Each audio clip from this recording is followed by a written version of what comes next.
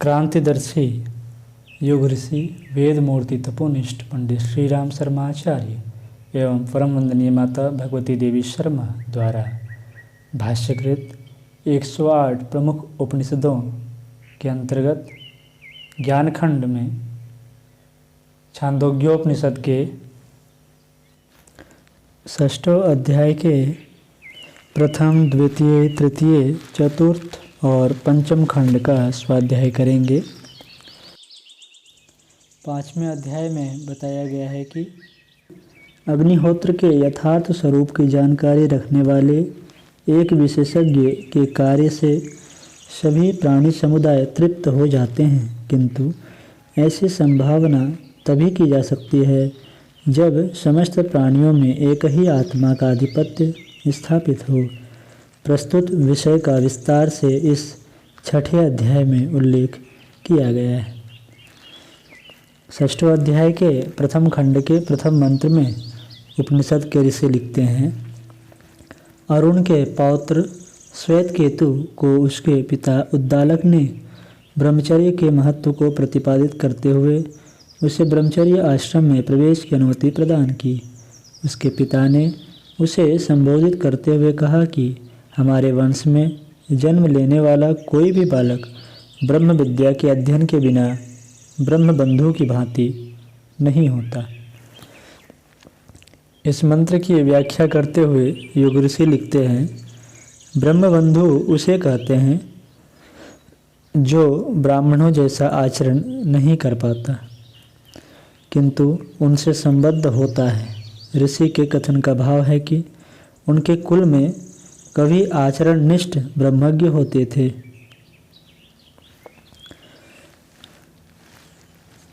प्रथम खंड के दूसरे मंत्र में उपनिषद के ऋषि लिखते हैं, इस प्रकार से उसके पिता द्वारा उपदेश दिए जाने पर श्वेतकेतु ने मात्र 12 वर्ष की उम्र में ही अपने आचार्य के सानिध्य में उपस्थित रहकर 24 वर्ष की उम्र तक वेदों का अध्ययन अनुशीलन किया। तत्पश्चात वह स्वयं को बड़ा अध्ययनरत एवं विद्वान अनुभव करते हुए स्वाभिमान के साथ पिता के सामने उपस्थित हुआ। पिता ने विपरीत स्वभाव वाले उद्दंड श्वेतकेतु से कहा, क्या तुमने अपने आचार्य से परब्रह्म का उपदेश अर्थात ज्ञान प्राप्त कर लिया है? तीसरे मंत्र में उपनिषद के ऋषि लिखते हैं, श्वेतकेतु के पिता उद्दालक ने पुनः उससे पूछा कि जिसके द्वारा अश्रुत अर्थात न सुना हुआ श्रुत अर्थात सुना हुआ हो जाता है, तर्क न करने वाला तर्क की विद्या में पारंगत हो जाता है, अविज्ञात अर्थात रहस्य से युक्त विशेष रूप से ज्ञात हो जाता है, क्या यह सभी उपदेश तुम्हारे आचार्य ने तुम्हें प्रदान किए हैं? यह सुनकर श्वेतकेतु ने पूछा, भगवान यह उपदेश कैसा है? चौथे मंत्र में उपनिषद के ऋषि लिखते हैं, उसके पिता ने पुनः कहा, हे सौम्य, जिस प्रकार एक मृत्तिका पिंड से समस्त मिट्टी के बने हुए पदार्थों का बोध हो जाता है, वस्तुतः विभिन्न प्रकार के नाम तो केवल वाणी के ही विकार हैं, सत्य तो केवल एक ही मृत्तिका ही है। 5वें मंत्र में उपनिषद के ऋषि लिखते हैं, उन्होंने कहा, हे सौम्य, जैसे एक सुवर्ण पिंड द्वारा दूसरे अन्य सुवर्ण के पदार्थों अर्थात आभूषणों का विशेष ज्ञान प्राप्त हो जाता है, लेकिन विकार तो केवल वाणी के आश्रित नाम मात्र ही हैं, सुवर्ण ही एकमात्र सत्य है। 6वें मंत्र में उपनिषद के ऋषि लिखते हैं, हे सौम्य, जिस तरह एक नख कर्तन करने वाले लोहे की लहनी के ज्ञान से समस्त लोह पदार्थों को भली भांति जान लिया जाता है, विकार अर्थात नाम तो वाणी के निमित्त विषय हैं, सत्य तो केवल एक लोहा ही है। 7वें मंत्र में उपनिषद के ऋषि लिखते हैं, अपने पिता के इस प्रकार के वचनों को सुनकर श्वेतकेतु ने कहा, हे भगवान, वे मेरे पूज्य गुरुदेव इस ज्ञान को निश्चित ही नहीं जानते। यदि वे जानते तो मुझसे क्यों न कहते। अतः हे भगवान, आप ही इसका उपदेश करें। तब उद्दालक ने कहा, अच्छा सौम्य, मैं तुम्हें बतलाता हूँ। अब हम सभी द्वितीय खंड का स्वाध्याय करेंगे। द्वितीय खंड के प्रथम मंत्र में उपनिषद के ऋषि लिखते हैं, उद्दालक ने श्वेतकेतु को उपदेश करते हुए कहा, हे प्रिय सौम्य, प्रारंभ में एकमात्र अद्वितीय सत्य ही था। उसके संदर्भ में कुछ लोग इस प्रकार कहते हैं कि आरंभ में मात्र अद्वितीय असत्य ही था और उस असत्य से ही सत्य की उत्पत्ति हुई। दूसरे मंत्र में उपनिषद के ऋषि लिखते हैं, उद्दालक ने कहा, हे सौम्य, परंतु यह कैसे हो सकता है? असत्य से सत्य की उत्पत्ति कैसे हो सकती है? हे सौम्य, वास्तव में प्रारंभिक अवस्था में यह एकमात्र अद्वितीय सत्य ही था। तीसरे मंत्र में उपनिषद के ऋषि लिखते हैं, आगे उसके पिता ने कहा, उस अर्थात सत्य ने संकल्प किया कि मैं विभिन्न रूपों में उत्पन्न हो जाऊं। इस प्रकार इच्छा करते ही उस अर्थात सत्य से तेज की उत्पत्ति हुई। तत्पश्चात उस तेज ने संकल्प किया कि मैं भी बहुत हो जाऊं। ऐसा संकल्प लेते ही उस अर्थात तेज ने अब तत्व अर्थात जल की रचना की। अतः जब किसी को संताप होता है तो पसीना आ जाता है, उस समय उस तेज से ही जल की उत्पत्ति हो जाती है। चौथे मंत्र में उपनिषद के ऋषि लिखते हैं, तदंतर उस आपह अर्थात जल ने अपनी इच्छा व्यक्त की, मैं बहुत होकर उत्पन्न हो जाऊं। उस अर्थात जल ने पृथ्वी रूपी अन्न की रचना की। इस कारण से जहाँ कहीं वर्षा होती है वहीं बहुत से अन्न की उत्पत्ति होती है। अतः विभिन्न प्रकार के अन्न जल से ही उत्पन्न होते हैं। इसकी व्याख्या करते हुए युग ऋषि लिखते हैं, ऋषि पहले अध्याय 5 में स्पष्ट कर चुके हैं कि सृष्टि सृजन क्रम में पहली आहुति द्योलोक में हुई। सत तेज बना, द्योलोक तेजस का ही लोक कहा गया है। इस सृजन संकल्प युक्त तेजस को ही वेद ने हिरण्यगर्भ कहा है। संकल्प पूर्वक उस तेजस के विभाजन से अब तत्व का प्रादुर्भाव हुआ।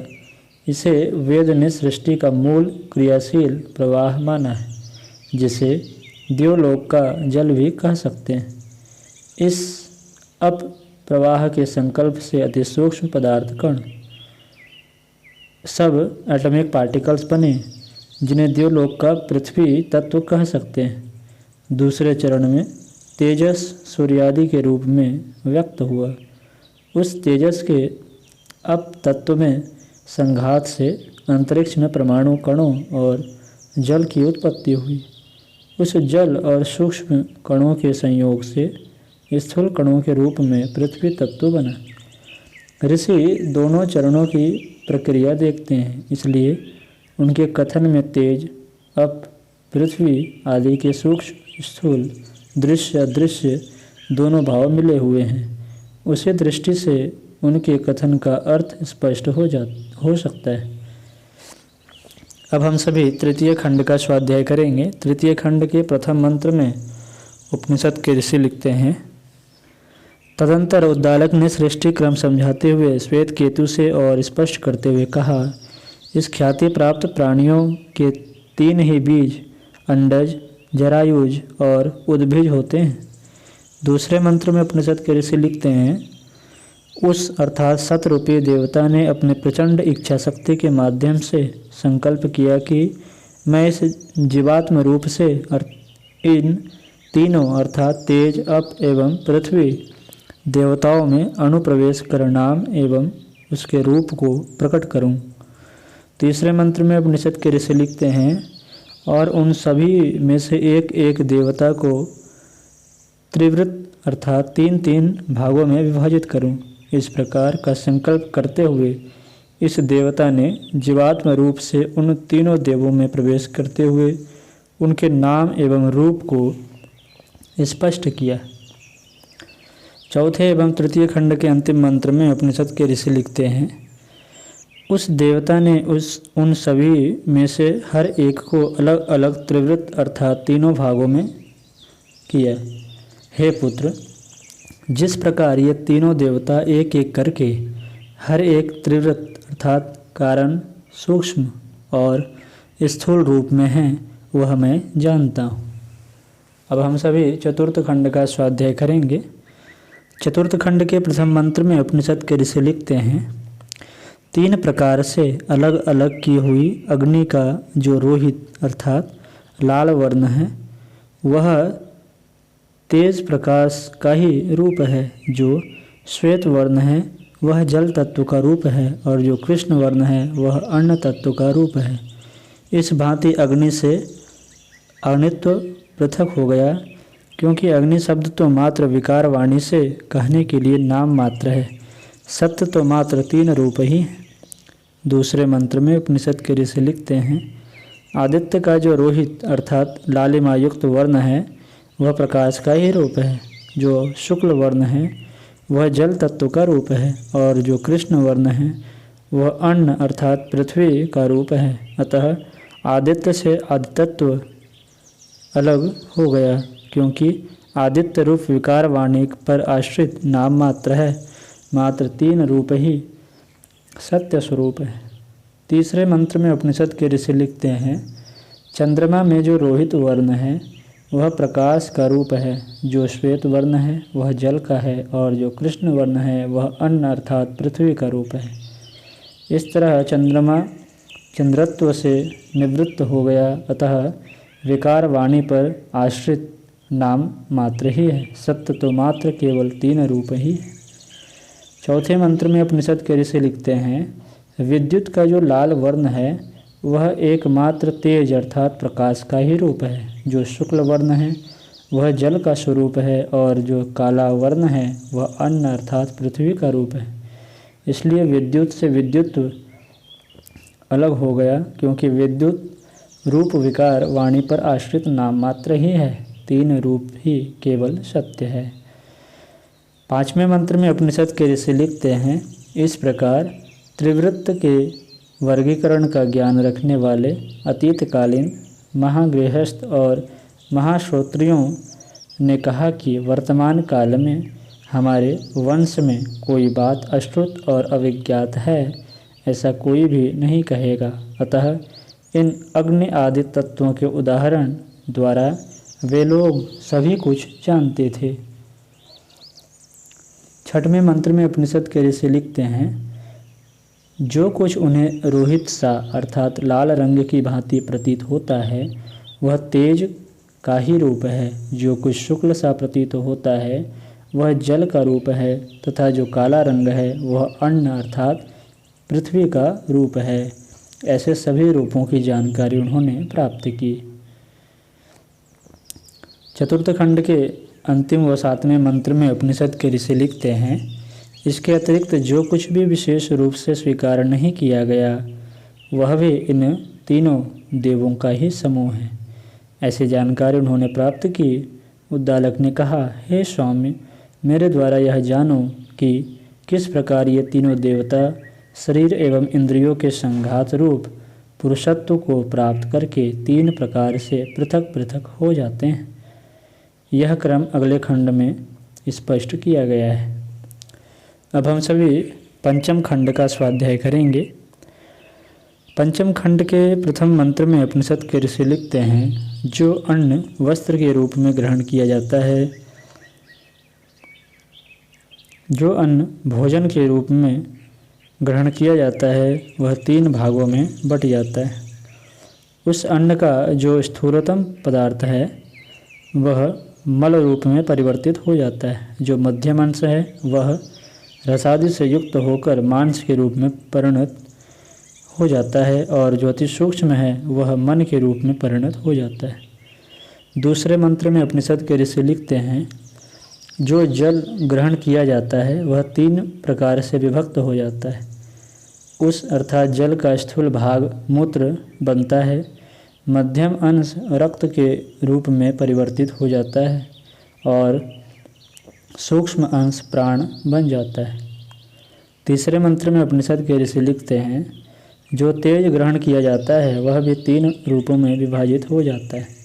उस अर्थात तेज का स्थूल भाग हड्डी के रूप में, मध्यम भाग मज्जा के रूप में, और अत्यंत सूक्ष्म अंश वाणी के रूप में परिणत हो जाता है।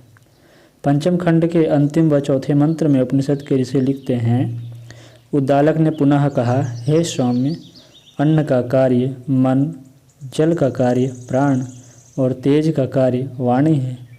श्वेत केतु ने कहा, हे भगवान, आप कृपया करके यह बात पुनः स्पष्ट करने की कृपा करें। तब उद्दालक ने फिर से मार्गदर्शन देने हेतु उसे आश्वस्त किया। आज की कक्षा में इतना ही। अगली चर्चा हम लोग अगली कक्षा में करेंगे।